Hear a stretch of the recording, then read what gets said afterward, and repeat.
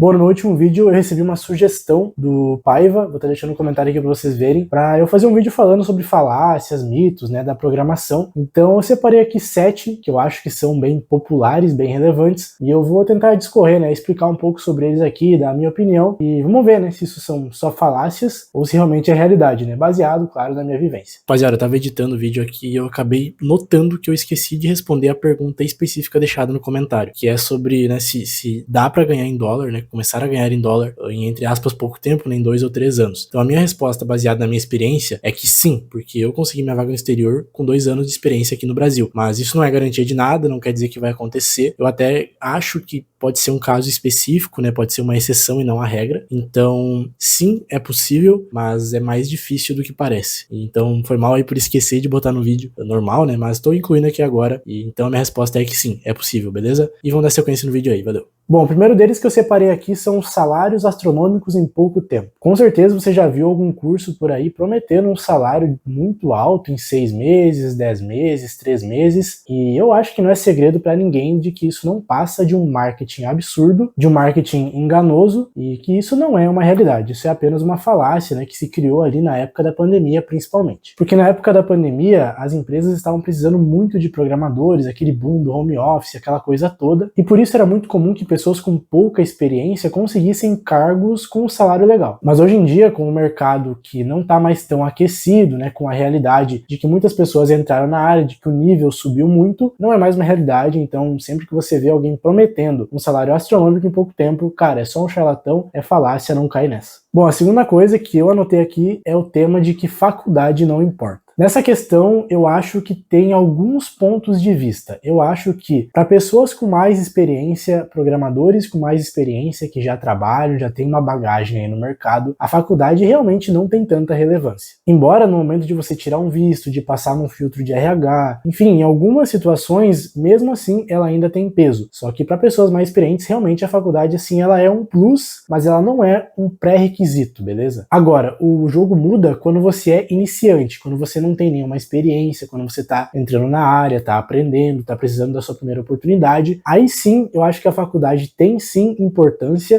e eu não tô falando do canudo, do diploma, eu tô falando de vivência da faculdade, interação, conhecer pessoas, fazer networking, participar de eventos, projetos, hackathons. Isso a faculdade vai te entregar muito, a faculdade presencial principalmente. Então se eu fosse resumir, cara, faculdade, para quem já tem mais experiência, muita experiência, realmente não tem tanta relevância, embora eu sempre vou recomendar que faça, porque algumas coisas, né, algumas questões, ela meio que te dá ali um impulso. Agora, para quem tá iniciando e quer a sua primeira oportunidade, seu primeiro estágio, cara, faz faculdade, ou faz um curso técnico, sei lá, tecnólogo, graduação, o que você quiser, mas faça, porque vai te possibilitar ingressar no estágio, conhecer pessoas que podem te indicar em empresas. Então esse network ali sim é relevante e importante. Então, para quem é iniciante, eu acho que isso sim é uma falácia, né, 100% verdadeira, de que a faculdade não importa. Para quem é iniciante, a faculdade importa e vai te ajudar muito. Bom, a terceira coisa que eu separei aqui é: a inteligência artificial vai roubar os empregos. Você provavelmente já viu gente falando que o CEO da Nvidia, que o fulano de tal, falou que não é para estudar programação porque a IA vai roubar um emprego, porque não sei o que. E isso, claro, causa um alarde, né, ali na comunidade, nos iniciantes, em quem está ingressando na área, mas para mim, na minha opinião, isso não passa de uma falácia também. Não concordo. Acho que a IA é uma ferramenta que ajuda muito, que agiliza muito, que aumenta a produtividade, mas a IA por si só não tem condições de manter um sistema em produção, não tem condições de arquitetar um sistema sem ter um ser humano ali, um programador com senso crítico, avaliando as sugestões, as implementações. Então, na minha opinião, a IA não vai roubar o seu emprego, ela na verdade vai te ajudar a ser mais produtivo. Tem uma coisa que eu vou citar depois, mas o pessoal confunde, né, porque a IA gera código, então ela é um programador e é melhor que os programadores, né, humanos, porque, enfim, ela faz mais rápido e tal. Mas a real é que a IA, sim, é uma boa digitadora de código, ela é uma boa criadora de código, mas ela dificilmente pensa em performance, em escalabilidade, ela dificilmente pensa no que é melhor para o negócio, para a regra do negócio. Então, se não tem um programador ali assistindo, orientando, vendo as sugestões que ela tá dando e falando, beleza, dá para implementar ou não dá para implementar, cara, a IA vai fazer uma bagunça gigantesca. Então, por enquanto, por agora, isso é uma falácia, a IA não vai roubar o seu emprego se você for um bom programador. Se você souber arquitetar, souber de segurança, escalabilidade, estrutura de dados, né, lógica, cara, a IA, na verdade, ela vai te ajudar ajudar muito, ela vai aumentar a sua produtividade, vai te ajudar a resolver problemas ali que você passaria horas quebrando cabeça procurando em um monte de site. Então, na minha opinião, a IA é uma ferramenta que melhora muito a produtividade do programador, mas não vai roubar o seu emprego, pelo menos não por enquanto. Eu acho que nem no futuro, na verdade, né? Eu digo por enquanto porque eu não gosto de tratar coisas como verdade absoluta, mas, assim, a minha opinião é que não vai, e que ela sempre vai ser uma ferramenta, né, ali para ajudar os profissionais da programação, da TI, a desempenharem melhor e a encontrarem soluções melhores. A quarta coisa que eu anotei aqui é a existência de uma tecnologia que supera as outras. Basicamente, isso é sobre a linguagem bala de prata, o framework bala de prata, a metodologia bala de prata. Isso não existe, tá? Não existe a melhor linguagem de programação para tudo, não existe o melhor framework para tudo. Cada coisa tem as suas peculiaridades, as suas particularidades que são melhores em alguns aspectos, em outros não. Então depende do projeto que você está trabalhando, no ambiente, nos padrões da empresa. Então não adianta você falar, não, vou aprender a linguagem tal porque ela se aplica para tudo, eu posso usar para mobile, para desktop, para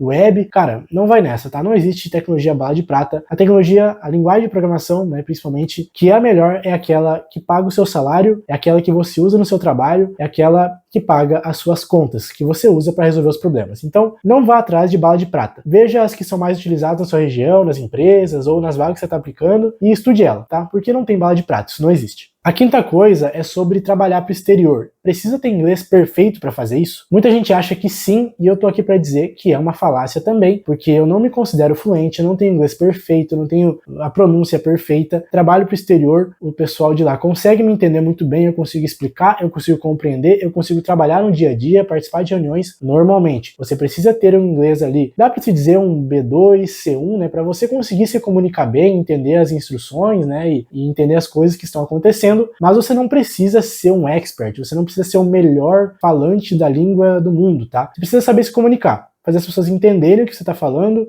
saber se expressar de alguma forma e entender termos técnicos dentro da sua área de atuação. Então, é uma falácia. Para mim, não precisa ser 100% fluente, não precisa falar perfeitamente, precisa saber se virar. E é isso que importa. Então, não fique esperando você ser o cara do inglês. Cara, se você receber uma proposta, né, para participar de uma entrevista, só vai, mano. Só vai. Conforme você for aprendendo, né, você for fazendo mais e mais entrevistas, vai ficando cada vez mais fácil. Você continua estudando, praticando, e é isso. Não espere o seu inglês ser perfeito para tentar a sorte em alguma entrevista. Tá? Sempre vá atrás, sempre se apegue a essas oportunidades e não tenha medo. Só vai, porque errar é normal, é humano e uma hora vai dar certo. Bom, a sexta coisa que eu anotei aqui é: precisa ser um gênio da matemática? Cara, essa aí de longe, não, tá? Eu gosto de matemática, gosto de problemas, gosto de conta, mas assim, não precisa saber cálculo, álgebra linear, putz, nem lembro o nome mais das coisas, tá? Isso é muito mais de faculdade, isso é muito mais de prova, de trabalho acadêmico, na prática, no dia a dia. Bom, é bom que você, né, saiba, assim, porque isso meio que exercita o seu cérebro, mas na prática mesmo, no dia a dia, você vai usar muito pouco ou quase nada, tá?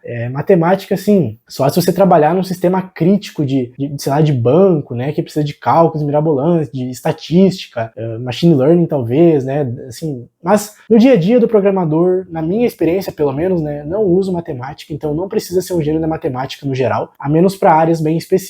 Então, quanto a isso, pode ficar tranquilo. E a sétima coisa é que programador só precisa digitar código. Eu falei anteriormente que a IA é uma ótima digitadora de código, e só isso. Por conta disso, ela não vai roubar o emprego do programador, mas o programador que não é só um digitador de código. Programador que entende a regra do negócio, que sabe de escalabilidade, que sabe de performance, que sabe as necessidades da empresa, que sabe o que priorizar, o que não priorizar, que sabe arquitetar um sistema, montar ali do jeito correto para ter o melhor fluxo e resolver melhor os problemas do negócio. Então, o programador hoje em dia vai muito além de você digitar código. Você tem que saber fazer uma tarefa, você tem que saber arquitetar um sistema, você tem que entender as necessidades do negócio, né, para você implementar a coisa do jeito certo. Você tem que saber se comunicar muito bem com o time de produto, o time de marketing, o time do atendimento ao cliente. Então, comunicação, arquitetura, resolução de problemas, entender regra de negócio. O programador, ele tem o código como ferramenta, como resolução dos problemas, mas a atribuição dele vai muito além disso. Por isso que eu acho que falar que o programador só tem que escrever código é uma falácia,